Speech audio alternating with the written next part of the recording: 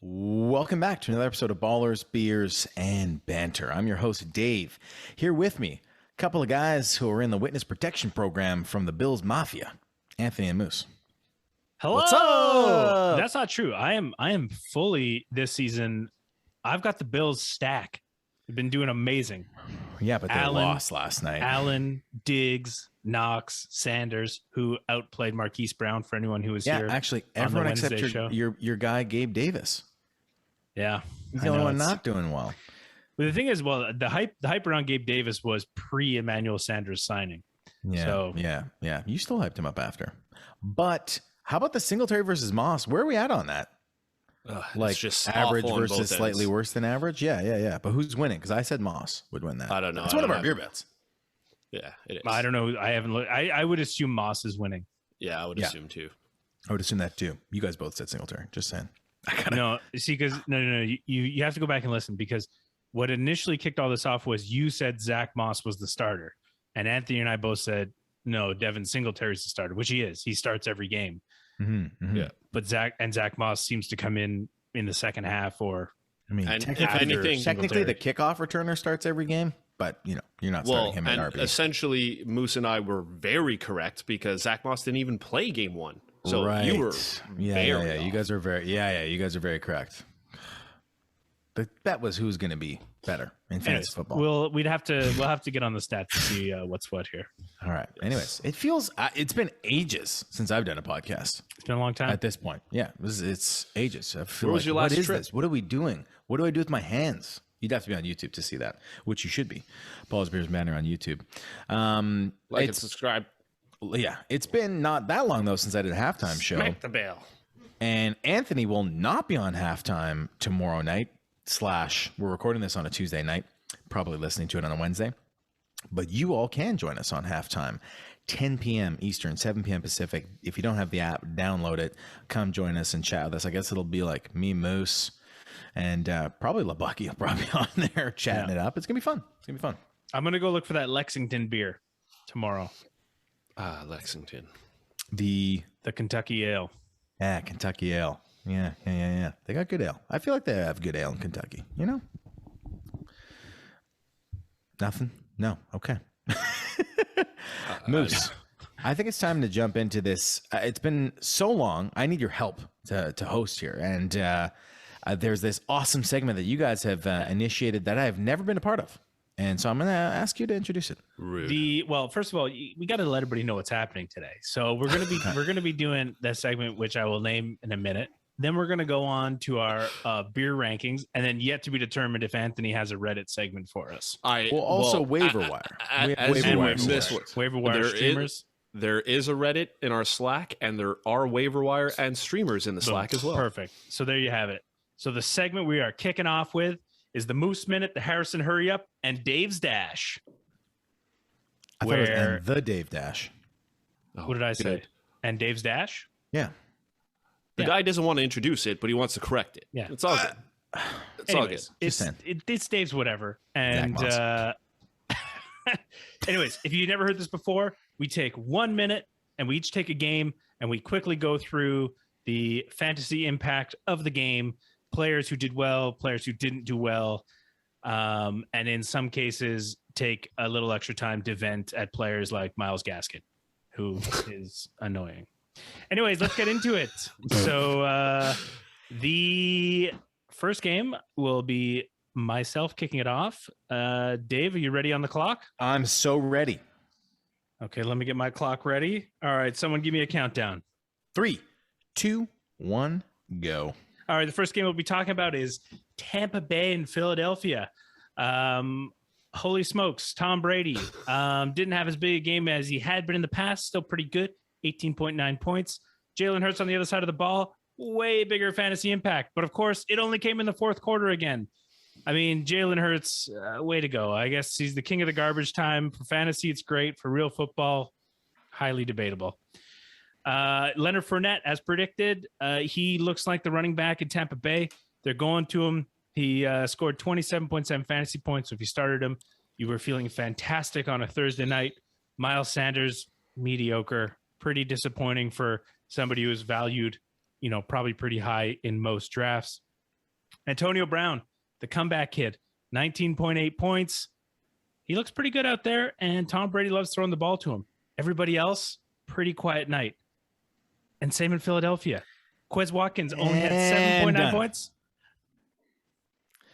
And it's on to Dave's Dash, talking about Miami and Jacksonville.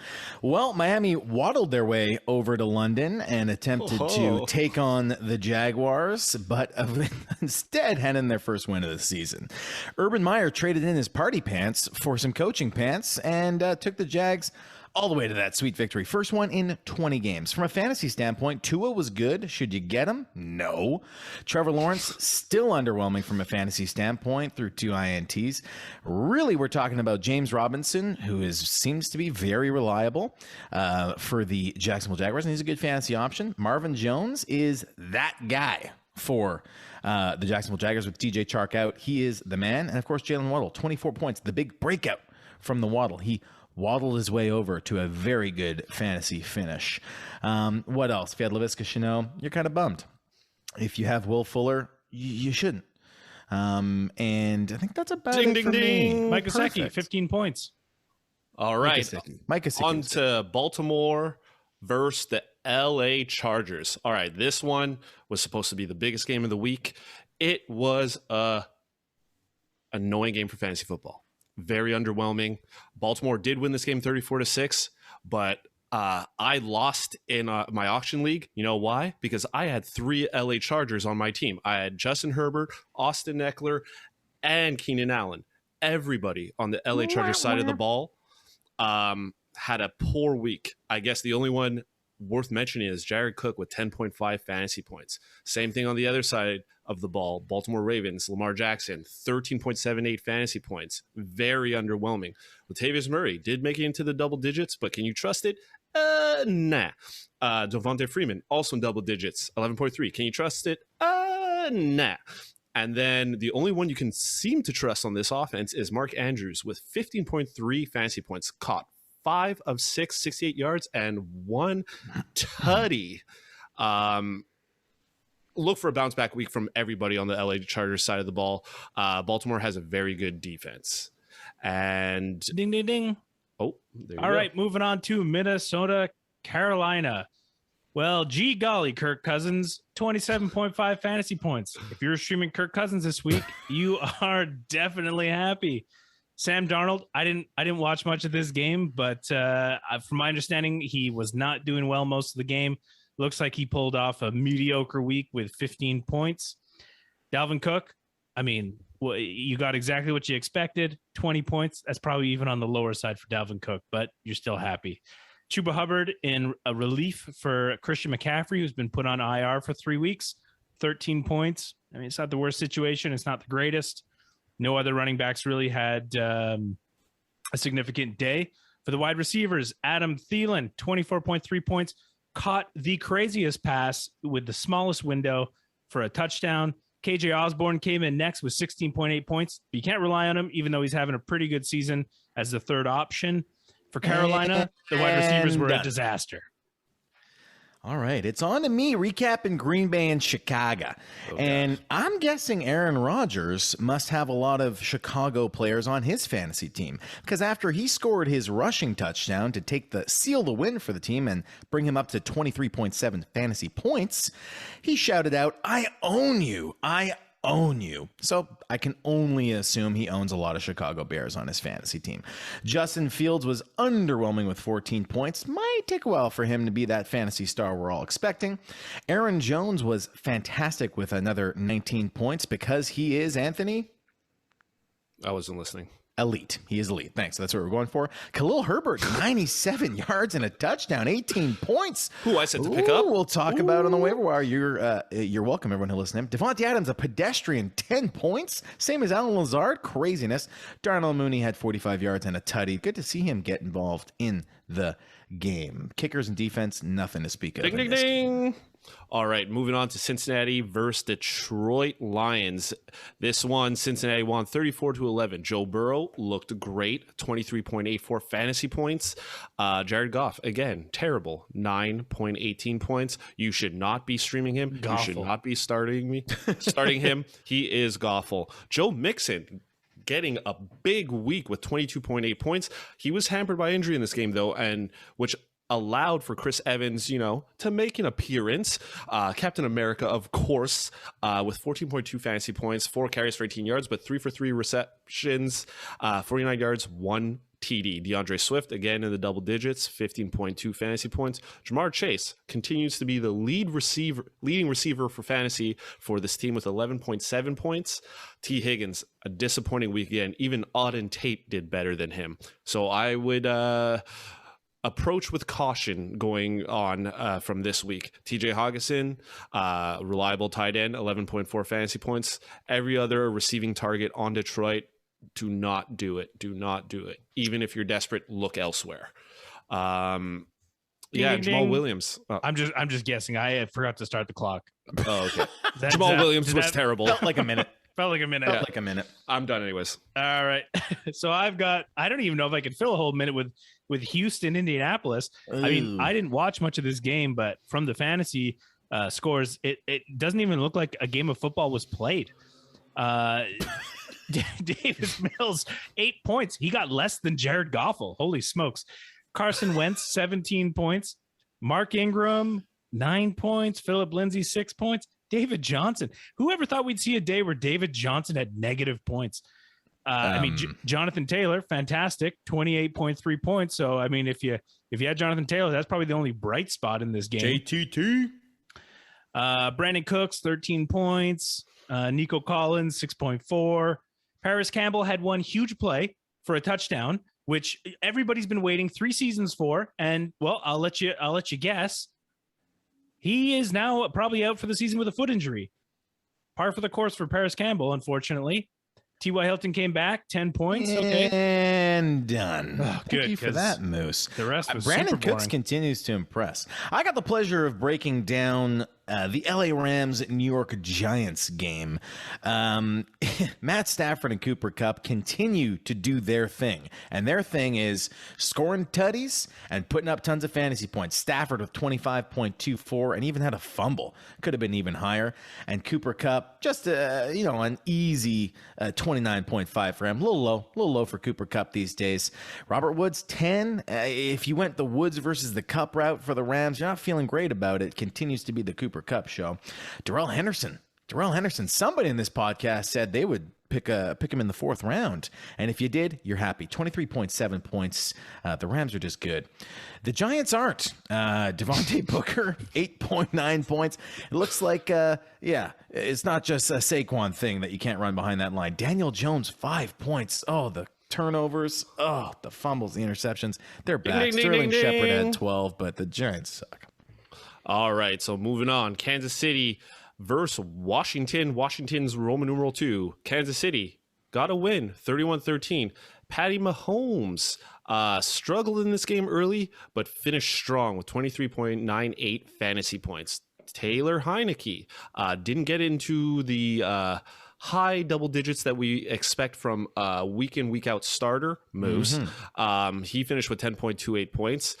Darrell Williams, who we said to pick up because CH is injured, he got 22.4 fantasy points. Look at that. Antonio Gibson had a low week with 2.4 because he got injured in this game and fumbled.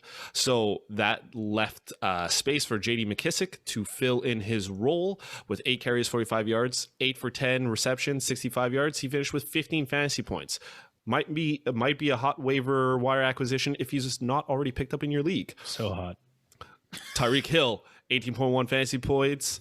I don't remember his first name. Dave Robinson ended up in the double digits. DeMarcus. Don't expect that. Going forward, it'll be at random. The guy drops the ball more than Deontay Johnson. Yes. And Who drops it less this year? Terry McLaurin finished with 4.8 fantasy points. Disappointing week, but don't worry about him. Travis Kelce and Ricky Seals-Jones both had 13 fantasy points. I said don't pick up Ricky Seals-Jones, and my mistake. Where's the ding, ding, ding? You have to do the ding, well, ding, ding. That was way longer than a minute. We interrupted a whole bunch, so I'll give you a couple extra seconds. That's all part of it. Ding, ding, ding. Well, I'm done. All right. All right. So I've got Arizona and Cleveland. Kyler Murray, fantastic as always, 21.7 points. Baker Mayfield, 11. The running backs, James Conner, a little bit disappointing. In the past couple of weeks, he's been getting some goal line touches, and you're hoping for that to continue. He only put up 7.6 points, so a little bit on the downside there. Kareem Hunt re-aggravated an injury, so he's going to be out a couple of weeks. Only got 9.3 points in this game. So who are the backups here? Dearness Johnson could be a waiver wire pickup. Mm-hmm. And what's his first name? Felton? Dimitri Felton? Yeah. They could be waiver wire options. I would stay away, in my opinion. Could be a committee approach, but if you're desperate, you're desperate. Wide receivers on both sides did really well. DeAndre Hopkins, 19 points. Donovan the People's Elbow Jones, 24 points. AJ Green, remember that guy? 16 points. Done. All right, Dave's up. The John Grudenless Las Vegas Raiders up against the Denver Broncos, who haven't had a win in a while. Listen, Kenyon Drake, 20 points. Who sees that coming off the back of a touchdown through the air and on the ground? Josh Jacobs, 14 points because he had a tutty. So the running backs got the work, but Derek Carr still got himself 20 points with a huge touchdown pass to Henry Ruggs. Henry Ruggs is a threat, Roman numeral 3, anytime he's on the field. So he's a good play sometimes, but we never know when. Teddy Bridgewater, 20 points their side of the ball. And the running backs for Denver, Melvin Gordon and Javonte Williams, are starting to split themselves into, together combined, they would be one really good fantasy running back, but they're just kind of like split into two, 8 points each. Not liking that from the Denver Broncos. Cortland Sutton, Anthony, you were right. He's the guy in Denver, and he continues to crush it, 19.4 points. And Daniel Carlson, another 11. He is the kicker this year. He is the man back on the board. Raiders defense, 14. So strong defenses against the Broncos. Called it. All right, so this one's going to Dallas. Cowboys versus New England Patriots. Dallas wins this one in overtime, 35-29. Dak Prescott again continues to impress, 26.8, but he injured himself in the last play of the game, so we'll have to keep our eyes out on that. Mac Jones, mediocre, 14.76. This is to be expected. Ezekiel Elliott, the number one running back on the team, 15.4 fantasy points. Damian Harris, 17.3 fantasy points, 101 yards and a touchdown. I don't even know if it's Rahamondre because it's spelled Ramondre, so I don't know how to pronounce it anymore. But he had 13.7 fantasy points. What helped him get into the double digits was a touchdown, but as far as his running game and his receiving game, it was poor. So I still think Damian Harris is the guy. Maybe CeeDee Lamb. Week to week, but you'll never know. CeeDee Lamb, 31.6 fantasy points. There we go. This is what we've been looking for. All right, I got Seattle, Pittsburgh. Holy smokes! If you thought Geno Smith was a bad quarterback, I mean, look at Ben Roethlisberger, potentially even worse. Both quarterbacks scored less than 10 points. Not the greatest. Najee Harris, again, another 20-point week. They got to get the ball to this guy more. He's absolutely fantastic. Alex Collins, same thing. This guy came out of the woodworks. In terms of fantasy, he didn't crack 20 points, but 16.3, and he's shifty out there. Unfortunately, he did suffer a bit of a hip injury, so who knows if he'd be out there next week. But if you're desperate for running backs and he's still on the waiver wire, I would go pick him up. In terms of the receivers, DK Metcalf, bit of a quiet night, but again, that's Geno Smith's fault. Same with Ty Lockett. I mean, they need Russ. They need Russ back as soon as possible. Deontay Johnson got 14.1 points. He dropped the ball. I think it was the first one of the year. And done. Gerald Everett got outplayed by Will Disley. Well, Will Disley touchdown.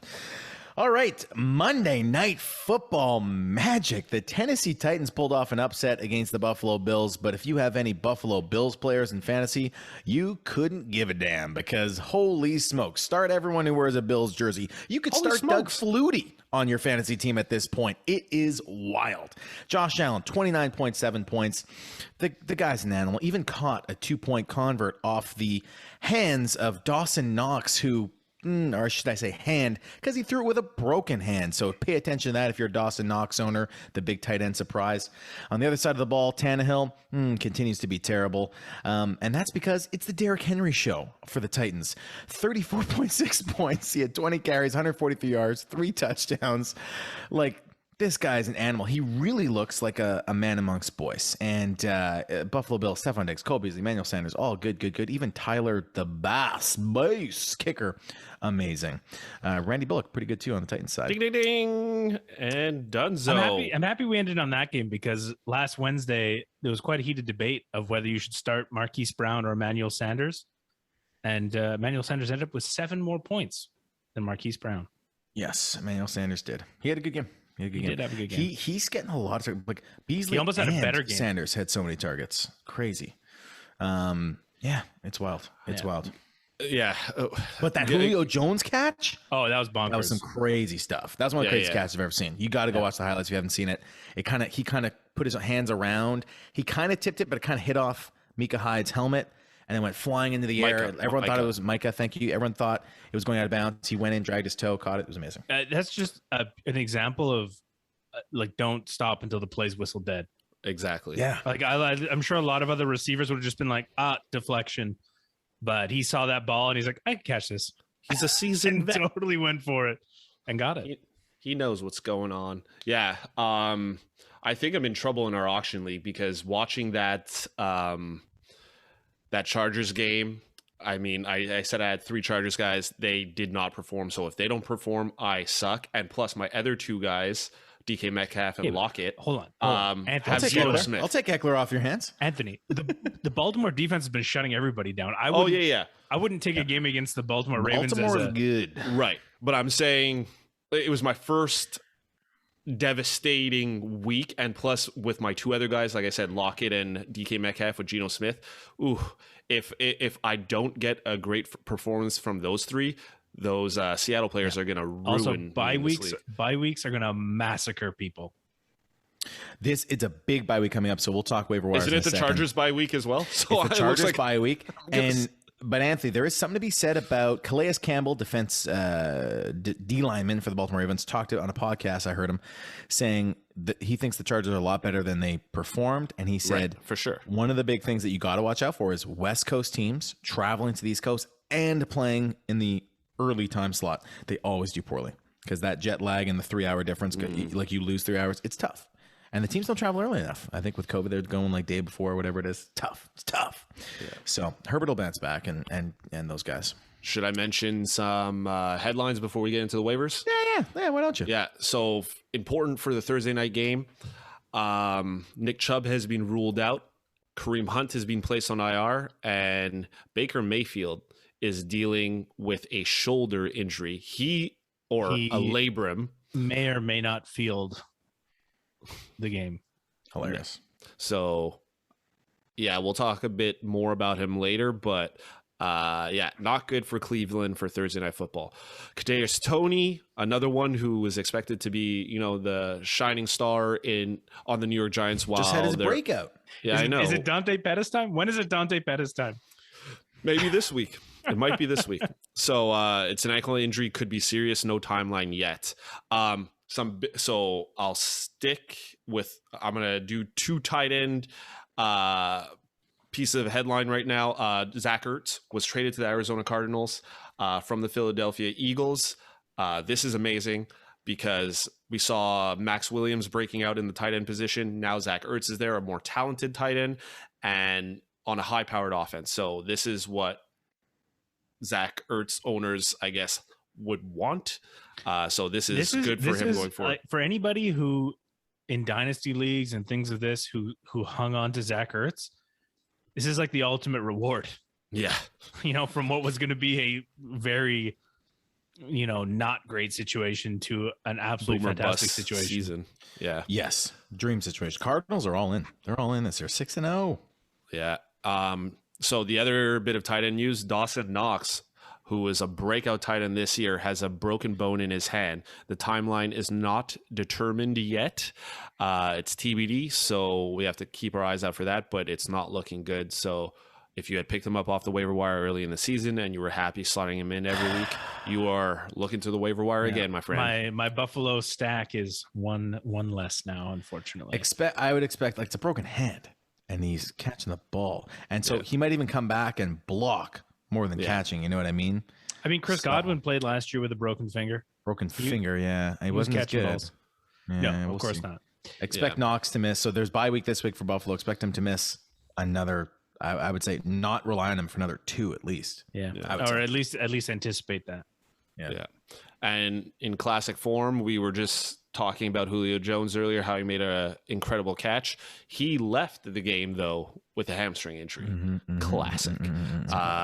We didn't wish for it, but it happened, and this is a normal thing for Julio Jones. Moose mentioned earlier that Paris Campbell has a foot injury. It is significant. Significant. So not good. I had so many hopes for Paris Campbell, but I don't think it's ever going to pan out for the guy, unfortunately. Yeah.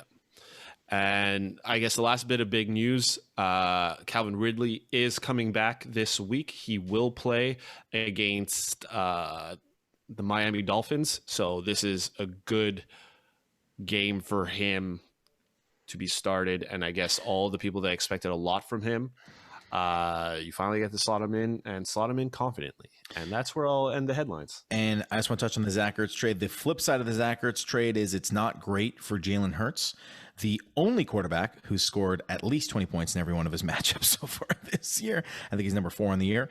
Not good for him. Really good for Dallas Goedert, though, because he's the only reliable target there now. Can you imagine Devonta a little bit? Can you imagine if just every quarter was the fourth quarter for Jalen Hurts? Oh my God. I know. If it was just all garbage time. Yeah. You have like thousands and thousands of fantasy points. It all counts, though. Yeah, or at least roughly 60 or 80, sorry. Yeah. All right, awesome. Is it waiver wire time? Yeah, it's waiver wire time. All right, well, hopefully go ahead. No, you go ahead. I was just going to say, hopefully you have time to get these guys in your waiver wire as you're listening to it late Tuesday night, or people slept on some of these guys. You're able to pick them up on waivers, and I'll kick it off to Anthony to go with our first guy. Yeah, just looking at all my other leagues and like checking other sites, the players available now are really thin. I'm surprised because bye weeks are starting, so this is what you have to look out for. There might be some players we didn't mention that might appear on your waiver wire. Pay attention to your leagues. People make silly drops for just making space for the bye weeks. So someone dropped Tony Pollard. Yeah, that's a guy you should definitely keep on your picked team. him right up. Oh yeah, in our auction league, yeah. Yep. I should have grabbed him. Yeah. So also, you guys, if you're looking at the Slack, you can see my list. But I'll mention some people that should already be picked up last week when we mentioned them, but could still be available if you slept on them. So I had mentioned last week, everybody was like, Khalil Herbert, Damian Williams. I said it's still worth it to pick him up because of Damian Williams. He was hampered by injury, but then ended up missing the game due to COVID reasons. So I picked him up. I picked him up a week before that, but I had to drop him, and then you picked him up. Yeah. Unfortunately. And this was in our main league. It was in the another one. Yeah. Well, if he helped me to a victory, I would have been even more happy. But everybody else let me down. He didn't. But anyways, that's. Well, I didn't think the Bills were going to crush Kansas City, so I had to replace the Bills' defense. And yeah. Man, wish I'd hung on to him now. Yeah. So J.D. McKissick is probably not available in any of the leagues. Do you guys like Khalil Herbert going forward, or was it the one-off? Well, I think I think he's good until one of the other two comes back. Okay, and they're against the Bucks this week, so it might be a sit this week. Well, the thing is, to be honest, if he's the only one, you should play him. People are if people have him, they're going to be playing him because for sure they have running backs on bye. you know. There's a lot. Week 7's the hell week for bye, the hell bye week. Like there's the most teams on bye this week, right? Chargers, Bills, Steelers. Tyler was telling me one of his Jags. teams. Tyler was telling me one of his teams has 9 people on bye. Well, you know what? I mean, it's not that bad. Just get it over with. Just sacrifice that week. Well, that's it. 1 week, you just and you're focus just on like, your I'm other losing leagues. this week. Yeah. I would almost rather that. I would rather just have all my Just players. start. Yeah. On one all bye the same and- week. Just start Daniel Carlson and the Bills defense and be like, my fingers crossed. You know. That's it. Yeah. Yeah. Yeah, so an interesting one that I think. Oh yeah, so J.D. McKissic, and this probably I should bring up for news as well, is Antonio Gibson left the game with an injury. We don't know. I am not confident that he will start this week. So I would say in that case, play J.D. McKissic.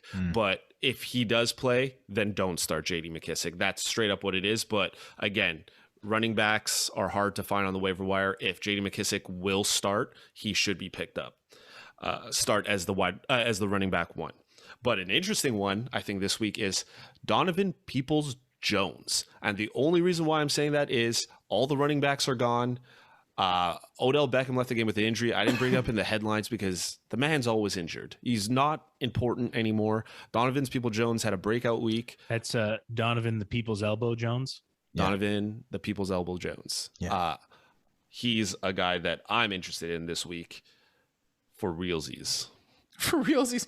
Are we worried about? I mean, Baker's not in great shape. He's never been a good thrower of the ball. I'm not.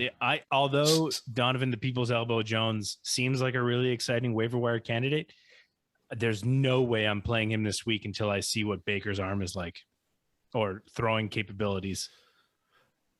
His arm was in a sling, man, and that was his other arm.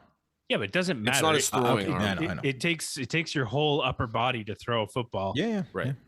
If it's hurting And him, your lower body, actually. Yeah, well, and your lower body, but I'm just highlighting the fact that his upper body is injured, and if it's hurting him every time he throws the ball, it's not going to go well. Yeah. Of course, so we talked about him, another running back. Again, I wouldn't recommend it because it's already a pain in the butt trying to figure out Damian Harris, but Ramondre Stevenson. No, it's definitely Rahamondre because it's RHA, Rahamondre. But sometimes RHA is raw. I just don't think you guys are going hard enough on the R's. Ra. Nice, Anthony. Marquis. That was a lot better. That was the best one. So he's available too. I mean, if you have space, but I wouldn't recommend picking him up. This is a classic Patriots thing. Like everyone's like, "Oh, it's good. They got a running team. They got a running team," and they're just gonna unleash the wide receivers this week. Right, and like I said, he didn't run well either. It was the touchdown that got him the majority of his points. So I wouldn't rely on him. If you have Damian Jones, you have enough problems. So for me, the interesting ones were OJ Howard and Ricky Seals-Jones this week. Like I said before, Ricky Seals-Jones, I said don't pick up because I said he's just a blocking tight end. I mean, he's not exciting, but they seem to like to throw to him. Or Taylor Heineke. As long as Thomas is out, you could do worse. You could do worse. They're struggling on offense. They don't have Curtis Samuel there, of course. So it's just McLaurin and him. And I guess other teams don't expect Ricky and Humphreys. But Adam Humphreys. But OJ Howard, I think, is an interesting one. We saw him get used quite a bit. Gronkowski's out for now. So I would say slot in OJ Howard. Kevin Brate does get in there a little bit, but it seemed like OJ Howard was the favorite over there. There's even rumors that they're trying to showcase him to trade him at the deadline when Gronk's healthy and they got Gronk and Brate. And then, he'll probably be great with some other team. So I didn't trade him in Dynasty for a 5th round pick or anything. It's okay. It's only, we don't even know where he's going to go. If he goes somewhere, I don't know how great he'll be. He won't have Brady throwing to him. So, yeah. But I don't know if you guys had anyone else that you thought of mentioning. I'm ready for streamers, but I don't know if you guys had eyed somebody. I know you don't want to give away who you're going to pick up, but it's so thin out there, guys. Good luck. Hopefully you got good bench players you can slot in. Yeah. I think those were good. Those are good choices. Thank you. Thank you. Yeah. So streamers this week, one we had mentioned earlier in the previous segment, Jameis Winston. He's looking good for this week. He's playing, I believe, on Monday Night Football Against the Seahawks, who are terrible. Terrible. I think if you're the Herbert owner or the Josh Allen owner, this could be a good play for your bye week. Yeah, and they just came off a bye. Sean Payton is has prepared them well, most likely. He usually does. So I would say Jameis Winston, slot him in. You don't have Taysom Hill over there. I think he's still dealing with an injury. I think he's still out. So, yes, Kamara's a go. Jameis Winston's a go, but Jameis Winston should be streamed this week. Two other quarterbacks I have in mind here are Matt Ryan and Teddy Bridgewater. I believe, Dave, you mentioned Teddy Bridgewater before we started recording, or it was Moose against Cleveland. That's Thursday Night Football. Cleveland Browns, their defense is not as good as we thought they are. No, taking a while to come together. They have no offense. You can definitely Teddy Streamwater this week. Yeah. And Matt Ryan is playing Miami. Maybe this will be a shootout between him and Tua because the defenses are not working for these teams. So No. Let's They be are honest here. Matt Ryan is not shooting out any games. Well, in our Dynasty League, where I'm number one, I have between him and Daniel Jones. And I mean, the weeks I put in Matt Ryan as of the past 2 weeks before the bye, he's had some pretty decent weeks, 20-point weeks. Did you mention Derek Carr? No, not yet. I like Derek Carr over Matt Ryan this week. Out of those, I like Jameis the most. Derek Carr. Hey, listen, he's fringe QB1 territory, like exactly like Moose predicted. Got 20 points last week, and they ran the ball a ton. They're playing the Eagles. Are the Eagles very good on defense? Not particularly. And but are they decent enough on offense to come back? We saw them come back against the Bucs, and then Tom Brady was like, "All right, I guess we'll have to try again." I think Derek Carr could have himself a game. I always want to say Derek Carr, but I feel like you're having a heart attack every time you slot him in your lineup. What I will say about Derek Carr this week, why I would suggest not to pick him up, even though it might be a good matchup. If you're worried about bye weeks, I would recommend if you're the type of team to stream quarterbacks, don't pick up Derek Carr because he's on bye week the week after. So you don't stream him the week after. He's a 1 week rental. Well, I'm saying for people who's on bye week. Who's on bye week this week? Dallas, for sure. Chargers. So Cowboys, Chargers, Bills, Steelers. So Justin Herbert, Josh Allen, and Dak Prescott are on bye. Yeah. So people, Yeah. three people in every gotta league do it. are looking for a QB for this week. So and then that's it. You're starting those three quarterbacks every other week after, regardless, right? So it's okay to have a 1 week rental. Right. Yeah. There you go. And then we get into defenses. The D. Yeah, I'm surprised to still see the Cardinals in some leagues. They're still a hit or miss type of D, but I think they're a solid one, especially this coming week against The Houston Texans. Yes, the Houston Texans. Davis Mills is not the guy for them. Gosh, I wish Teddy what's his name? Deshaun Watson? No. Oh, Tyrod Taylor was there. Tyrod. Apparently he's getting healthier. Yeah. I forgot about Deshaun Terrible Watson. news for my Texans Jets bet with Moose. Who's going to be the worst? Yeah. But the Jets Not might really. win this week. The Jets are not going to win this week. No. So I I would definitely say pick up the Arizona Cardinals against Houston. I would say pick up the New Orleans defense against Seattle and the Patriots defense against the Jets. And I'm surprised to still see these teams. How do you guys feel leagues. about Carolina defense against the Giants? Oof. This I week? think any defense against the Giants is fantastic. Yeah. And Carolina did start the year really well on defense. Yeah. So, and Stephon Gilmore's coming back anytime now, or making his debut. So, I kind of like Carolina against the Giants if you have to. Yeah, that's another one. That's a pretty good one. Yep. And I they're like it. playing the Giants this week, Atlanta the week after. So that's a solid Could be a streaming double. defense Yeah, that it could you be a can keep. twosies. Twosies. Could be a twosies. That as far as I can tell, they're playing. They have a pretty good schedule up until fantasy playoffs, and then it all falls off the rails. Yep. All right, that was great, Anthony. Thank you for our waiver wire and streamers options. Well, is it time for beer rankings? It could be. It very well could be. The legendary 6-pack beer rankings from Ballers, Beers, and Banter, your boys.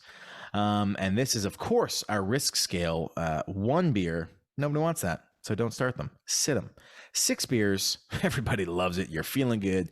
You're loving your games after 6 beers. Start them automatically, and then anywhere in between 3 is kind of like maybe a flex, maybe right on the old borderline. All right, let's give our beer rankings here, gents. Up first, Moose, start. Sure. We got Baker Mayfield as our first quarterback. We have him at a consensus 2 because he's injured. He's going to be hampered. All his wide receivers are injured. All his running backs are injured. I can't imagine it's going to be a good fantasy week for Baker Mayfield. No, and he's not even good when they're all healthy and his arm's good. If we're being honest, but these are for all the people that thought QB 24 on the year when he had the shootout that he might be heading towards, since their D isn't that good, that he might be throwing the ball around. But no. But even in the shootout, he only had 22 fantasy points. I think somebody once told me that they thought the Browns were going to win the Super Bowl, or win the division. I think it was. I said they would win the division this year. Yes, you didn't beer bet me. You didn't beer bet me, but I picked Buffalo. I picked Buffalo preseason. Bet it. We're talking about Cleveland here. Yeah, I know. Don't bring I up picked Buffalo to win the team. AFC. You're welcome. We're talking about your Cleveland. Yeah, we're talking about terrible. Cleveland Browns. We're not talking about the Bills. Let's Let's move on to our next player. T. Higgins, who we have a consensus 3, the most annoying player because I picked him in my main league thinking that he was going to break us. Way more annoying players. Way more annoying. Well, he's one of the annoying ones for the wide receivers. Some players are miles ahead of him in terms of being annoying. They sure are. Well, we're talking about wide receivers here. T. Higgins, Jamar Chase is, like I mentioned earlier, is clearly the guy over there. T. Higgins, I think, is still hampered by injury. I do believe that they can live together if they were both healthy and be produce well for fantasy. Like as roommates? Maybe as roommates too. There might be room for both of them. Yeah, so it's just disappointing. I would say play him with caution. We have him a consensus 3. Playing with cautions, like put him in, be like, oh, be careful pressing start. You might. He's the player that you're going to tinker with from the start of the week to the end. Yeah, I'd steer elsewhere if you could. Terry McLaurin, who is usually super reliable. We only have him at a consensus 4. Anthony, I believe, has him at 3. Moose has him at 5. I have him at 4. I have him at 4. Oh, you have him at 4 as well. Okay, maybe we all have him at 4. We all have him at 4. We all have him at 4. He has had 2 weeks where he struggled in a row, 4.8 and 6.6 points in half PPR. Going up against Green Bay this week, you might see a lot of Jair Alexander. How do we feel about him this week, guys? I think you have him. If you have him, you're starting him. Yeah. Okay. Washington's going to struggle. We have him at 4, so don't expect a lot, but you got to start him. Well, the thing is, it's not so much Terry. I mean, Taylor Heineke got off to a great start. Yeah, I thought he was great. I thought he was so good, Taylor Heineke. He was great, but he's he's been struggling a little bit. So yeah, it's always a factor. And I mean, with the injuries, everybody's focused on Terry McLaurin. Logan Thomas not there. Yes, Ricky Seals-Jones is producing, but Terry McLaurin is the focus point on the offense. So everybody's gonna go to defend him. He does do well some weeks, but Washington's still trying to find their way as a passing offense. So he will have his weeks where he struggles, but I would say he's more reliable than a guy like T. Higgins, for example. So Terry McLaurin, keep him in your lineup. Awesome. Anthony, talk about your guy, Jalen Waddle, your boy. So I want to shout out to Tyler, Moneymaker. He made a trade with me last season in the Dynasty League where he gave me a draft pick that basically I used to draft Jalen Waddle. I did say I'm only happy with Jalen Waddle because I'm also with Moose on this. Miami players tend to let you down. Jalen Waddle will play well as long as Tua is in at quarterback because they have the rapport from college. Week 1, when Tua was in, him and Waddle played super well together. Waddle was very helpful for me week 1 in Dynasty. And this week when Tua came back, Jalen Waddle has an even bigger week. So as long as Tua's there, especially at this matchup against Atlanta, slot in Waddle, I have him at 5 out of 6 weeks. Yeah. Is he still, you think he's already reliable week-to-week starter? With Tua there, yes. And with the injuries they have on the offense, yes. Because Devontae Parker was not there. Will Fuller never showed up. Roman number 5, your guy. Yeah, Will Fuller. Jeez. All right. Speaking of injuries, New York Giants are riddled with them. And Devontae Booker is pretty much their only offensive weapon at this point. And I don't even know if he's that great of an offensive weapon. As a pretty much career backup, he's done all right. And they're probably going to have to feature him quite a bit. But they don't really have any wide receivers, so defenses are going to know that, Devontae Booker is going to be the guy. So we have him at a consensus 3. If you're desperate at running back, you could start him, and he'll probably do better than, most people that you're maybe fiddling with on your team. So it could go either way. He might do well. He might do poorly. He's a solid 3. AJ Brown, guys, we talked about him a little bit briefly. Everyone who listens to the podcast knows I'm a big AJ Brown fan. But Vegas. when he came out and said he's going to be limited, he's going to limit his snap count, like he said that himself, I was cautious. I actually benched him in the league. He ended up getting 12 points off of 9 targets, caught 7 for 91, and he looked okay. He's risky. He's always going to be risky because he plays injured, plays through injuries. He might start a game, come out, but basically you got to start him. We have him at a 5. He's playing Kansas City. Kansas City's defense terrible right now. AJ Brown could really eat it up, and if Julio Jones is out, he's going to be the only guy besides Derrick Henry, of course. So you basically got to start him and pray for the best. Yep. Moving on, Tyler Higbee. The Rams have a favorable matchup this week. Already slipping my mind. Somebody can help me out I'm here. on it. Is it them playing the Texans? No, they're playing playing Lions. Detroit The Lions. Detroit Lions. So yeah, we have him at consensus 4. I think it's solid. He's a boomer bust type tight end. Still probably up there in the tight end rankings. Yeah, exactly. Yeah. That's why I was saying he's still probably up there in the tight end rankings. Matt Stafford, as we know, likes to throw the ball around. He does like the tight end position. I think Tyler Higbee has just been unlucky some weeks, but this is a great matchup for him.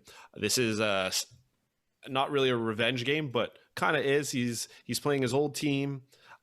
He did leave, so it's not like he needs to prove anything to them, but I think he wants to rub it in their face that he's in a great situation. So I think he's going to feed everyone this week. So slot in Tyler Higbee this week. Don't bench him for Zach Ertz, who is our next guy. Yeah, Zach Ertz. I mean, this can be pretty quick. Obviously, Zach Ertz, very talented. He's now going to a much more talented team, with a much more talented quarterback. My initial reaction would be that he's going to be very successful. However, it is his first game with the team, so it might go either way. They might light him up a whole bunch to get him, playing time with the team, or they might not. So we have him at a 4. The likelihood is he'll get out there quite a bit and get you some points. They are playing the Texans, I believe. So if they do just start, racking up the points, maybe they will just toss it to Ertz to get him going with the team. Well, and on that note, Moose, we expect the Cardinals to be up against the Texans, much like they were against the Browns. And who did they turn to kind of, run out the clock? And who did they use the most in that game? James Conner, 16 carries for 71 yards. Chase Evans, 4 carries. James Conner's kind of that workhorse, that ground and pound kind of guy. He was missing the touchdown, which owners had loved over the past couple weeks. But he's always one touchdown away from really making your week. So I love James Conner as a play this week. We have him at a 4. But with all the bye weeks and injuries, you're probably starting James Conner this week. Absolutely. Who else would you be starting there, Anthony? Leonard Fournette. Yeah. But this is Moose's guy. He was right. But sorry, you cut out there a little bit. He was right, but benched him in his own league this past week and lost his week due to it. I lost by 0.2. So anybody could have got me a few more points there. But yeah, that's true. If I had Leonard Fournette in, it would have been a solid win. So it seems like this is where I'm going to make excuses a little bit. When he was picked up by Tampa Bay last year, I was like, hopefully they use him like how he was supposed to be used in Jacksonville, like a an early first round pick to lead a team's backfield. So even though I was wrong, I'm happy to see that the Tampa Bay Buccaneers are using him as an every down back pretty much, and that he's actually producing. So kudos to those people. I know the three of us said preseason that be skeptical about that backfield. You'd never know who's going to be there. If you did gamble on Leonard Fournette, he's definitely paying off. We have him a consensus 5 beers out of 6. Love it. Elijah Mitchell, Moose, and we have him at 3. San Francisco 49ers. Moose, how do you feel about the 49ers and Kyle Shanahan? I mean, you can't trust that backfield. I mean, it's the same. Can't be trusted. Same as the Patriots. You never know who's going to be the guy week to week. For a while, it seemed a little bit more clear, but now that they have young talent, who knows? Maybe it'll be Trey Sermon this week. Yeah, we just don't know. I know I'm gonna have to play Mitchell in a couple leagues. Yeah, I know. Bye weeks, injuries. Hoping for the best, but it's risky. Just keep that in mind. James Winston, we already spoke about. We have him at a 5. We like him coming off a bye against, who do we say? Monday Night Football. Seahawks. Easy. And then new ranking for us. Never Number been done 13th. before.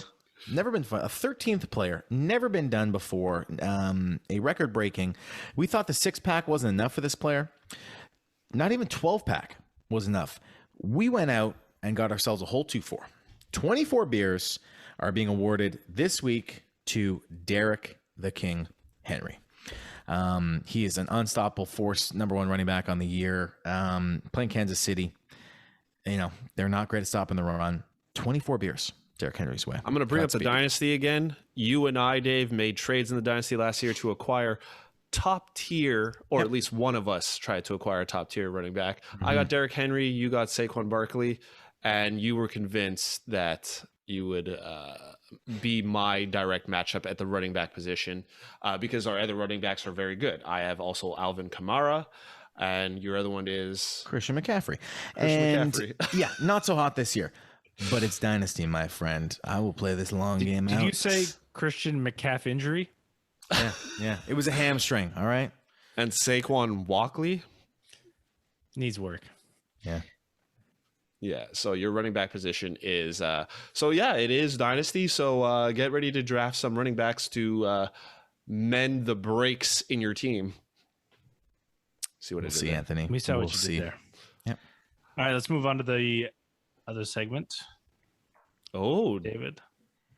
Oh, it's been so long since I've said they said it on Reddit. So powerful. I'm pretty sure your neighbors heard that. Across the street heard it. I could hear the echo. It was very powerful. You're welcome. I picked this one because I have a feeling Moose will have some strong feelings about this one, and I think people need to be put right. So, okay. So this one's coming from user, oh goodness, Digenl. Digenl? I don't know. Maybe it's, I don't know. I think you're just Digenl, whatever. Yeah. Sorry if I mispronounced your username or didn't say it correctly. Trade value of backup RBs with Darrell Williams, Chuba Hubbard, and Alex Collins, that is, all having solid games and being guaranteed to start for at least 2 more weeks. What do you guys think their trade value is? Have any trades gone down in your leagues for them?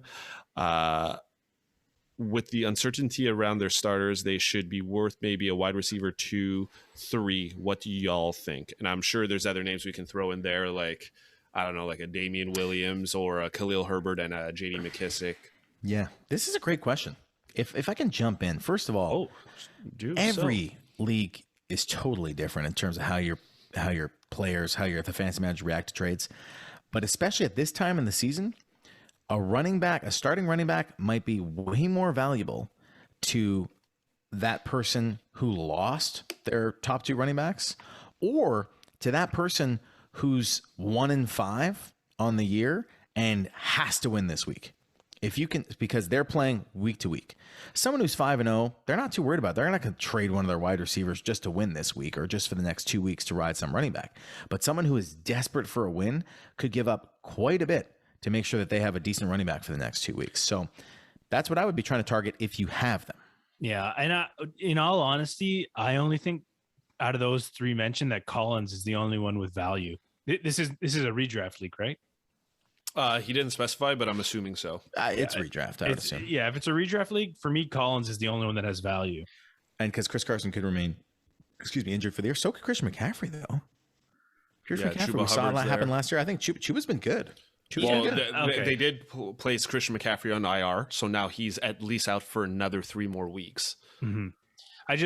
So all right, fine. I mean, everybody could come back from injury. I just think that Christian McCaffrey is more likely to come back from a hamstring injury than Chris Carson will from some kind of neck injury, especially after the unfortunate neck injury that happened to Seattle's team. I think they're going to be more overly cautious to those types of injuries and, would think take more precautions with Chris Carson. And I mean, Alex Collins looks fantastic. I know, I briefly spoke about DJ Dallas, who's coming into his own as well. But I would think that Chuba is probably limited, and same with Darrell. Darrell immediately goes back to being the RB2 when CEH comes back. Yeah. So against Pittsburgh, Collins did have 20 attempts for 101 yards and a touchdown. And he looked like they were just dominating in the second half. So I think there is, I agree with Moose. There's a value for guys like Hubbard and maybe Alex Collins. I just don't know. Sorry, my point is, like, I just don't know what somebody would trade you for them. Right. So he's saying, could you get a wide receiver 2 or 3 for a player like that? But my mindset on this whole debate is that if you do have the guys like, for example, Darrell Williams, who put up 20 points, you have literally that week to trade him, because it's only going to happen like once or twice. Like he mentioned, he's like these guys that are going to be starting for 2 weeks, like even J.D. McKissick, like he just goes back to being a bench warmer on your team. There's not that much value. If you own these guys, you might as well just flex them. Exactly. You might as well keep them, because. But if you have them in your deep, I recommend the only person that will give up a wide receiver 2 for one of these guys is that person who is 1-5 and thinks they might have a shot if they make a move this week. They got to play week to week. That's the only person. Yeah, I think. And I think a guy like Chuba Hubbard, you can maybe get a wide receiver 2 for, but a guy like Darrell Williams, you're not going to get a wide receiver 2. You'll get like a flex wide receiver in return. Yeah. Or you could trade them to you could trade Chuba to the McCaffrey owner or Collins to the Carson owner for like a wide receiver 3, or something, a depth piece. I generally don't see running backs like this get traded often. These running backs in relief of their RB1 being injured. So it's going to be tough, but I would say Chuba Hubbard, you can probably get for a wide receiver 2 if you were to shop him. Yeah, there it is. Guys, I had myself a little craft Pilsner from my guys at Parallel 49 tonight. Yeah, a little Tuesday beer action. Dave drinking on a weeknight. Holy smokes. Yep. This guy. Yep. I had a classic Heineken. I got another 50 pack, so 50 more cans of beer on the wall. If Derrick Henry keeps it up, maybe we'll call him. Maybe we'll give him a 50 pack next week. Heineken. I didn't have a beer. I had a scotch. If you're on YouTube. Oh God, I thought you were drinking that whole thing. He just pulls out a bottle of scotch. I've been having scotch. Just to show people I'm not an alcoholic, there is a glass here. I did finish the glass. It's Aberlour 12 year. That's a good drinking scotch. Yeah, single malt. And a giant water That boy. Tribute to Dave. Staying hydrated. Good man. Good man. Yeah. You should always mix your scotch with a little bit of water. Not mix it in the glass, but I'm saying have some water. Have some water as well, Scotch. Well, some people do get a little hangover like, the next day. I never got it, but some people do like the drop of water inside. Yeah, that opens it up. That's how you properly have a neat Scotch. Well, yes, and some scotches are actually better with ice cubes. Like they but you need those like big ones that don't melt quickly. Yeah, you need the spheres. Or literally, well, it's called Scotch on the rocks because they literally used to take chilled rocks, which you can get as well, and have the Scotch on chilled rocks. I have both the massive cubes and the spheres. Nice. So we can do Scotch next time you're over, Anthony. Oh yes, love me some Scotch. Yeah, Anthony. Actually, now that I remember, you brought over some Scotch for our big fantasy night at Moose's, and then when you left, it left with you. So I was like, I'm like, let's have some of that Scotch Anthony brought. It was gone. It's okay though. Well, nobody was drinking it. Should have opened it up with us. Nobody was drinking it. I could have used that on my adventure. It was just so many beers that were drank. Well, we were also drunk, but a lot of beers. Drank to drunk. A lot of beers. All right. Well, as always, put your best gut forward, especially if you have multiple people on bye this week. You're going to have to trust your gut and find replacements, or just take the loss. Either way. And I hope all your waiver wire pickups work out for you this week. The Kelvin's really coming down out there, so bundle up, wear your scarves, maybe some mittens, maybe it's toque weather, depending where you're at. For anybody who doesn't know what a toque is, it's a winter hat. Winter hat. I think most people know toques. It's Canadian, but most people know. What do they call them? Their winter hats. Like, what do Americans call a winter hat? Yeah, or what do non-Canadians call them? Probably a winter A hat. beanie. A beanie. Beanie. Winter hat. Beanie. But to me, toque's got like a little bigger than a beanie. But yeah, anyways, because we also have beanie. Oh, so much fun and so much learning that we do on this podcast. And hopefully most of it's fantasy. As always, thanks for listening. We'll see you next time. Ciao.